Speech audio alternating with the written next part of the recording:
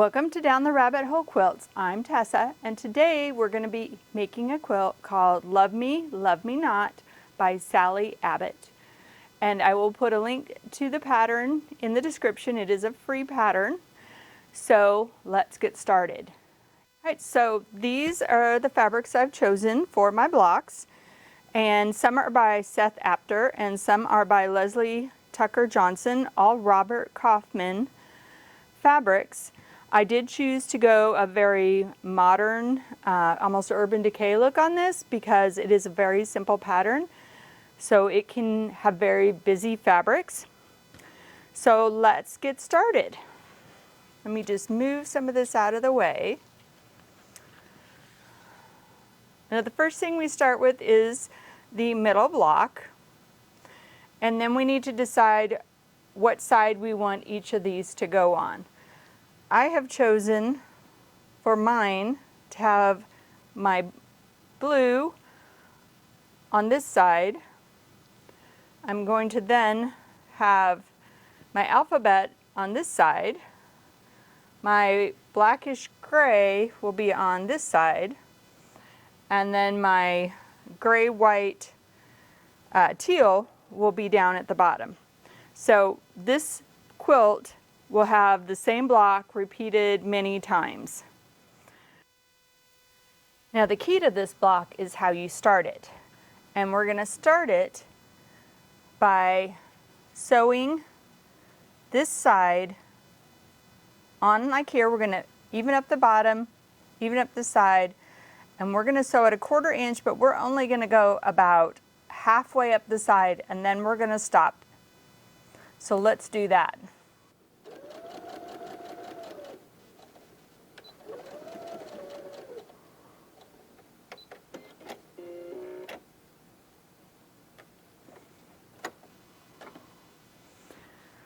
So you can see I've only gone part way up this side, and now we're going to go press this open, and when you press it, we want to press the fabric to the outside.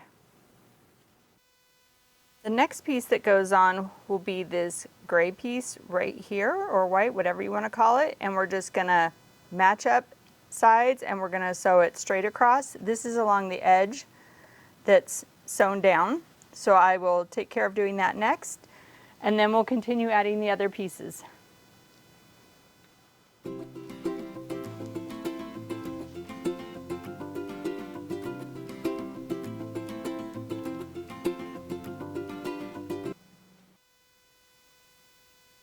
We're adding the fourth side on.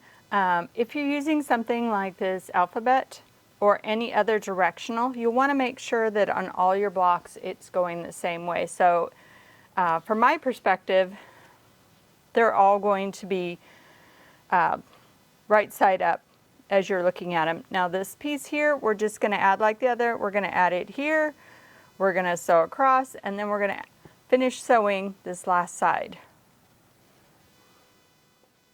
We just need to finish the block up now, and we're going to do that by just folding this over, matching up the ends, and then sewing from where we left off here down to the end. So I'm going to do that and we'll be done with our first block.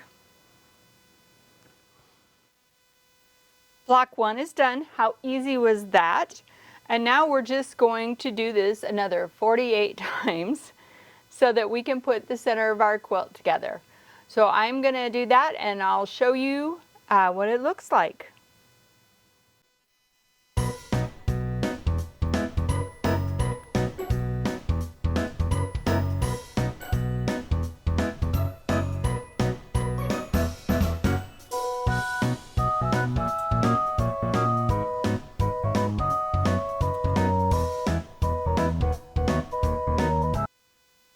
I've got all the blocks sewn out. There's 49 of them, and it makes a nice square little cuddle quilt.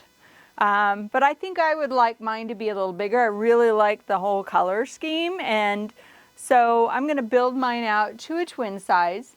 Now when I bought fabric, I added an extra 1/4 yard to each of the measurements that were on the instructions. And that is enough actually to add 2 additional rows at the bottom and 1 more at the side. So I'm going to go ahead, sew up those additional blocks, sew this together so you can take a look at it and we'll see what you think. When I'm sewing these together, I'm just going to pair them up in 2s and then 4s since there's going to be 8 in a row. I'm going to wait until after I have all my rows sewed together before I press, so that I can press the seams, the vertical seams to the left on one row and to the right on the next so that they nest together really good. So let me get going on that and I'll show you what it looks like when it's done. All right, we're back. The quilt is all finished and it's a big one. It's a really big one because I added borders.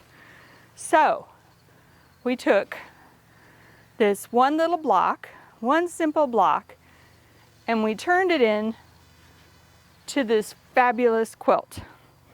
Now the borders are an additional, I cut them a 1.5 inch strip and it finished out as 1, and this was a 5-inch strip, and so it'll finish out at 4.5. Do you think this looks better without the borders or with the borders? I'd love to know.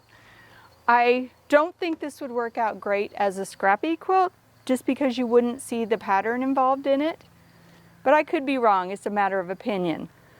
So if you've enjoyed this video, please like and subscribe, and we'll see you next time. Have a good day.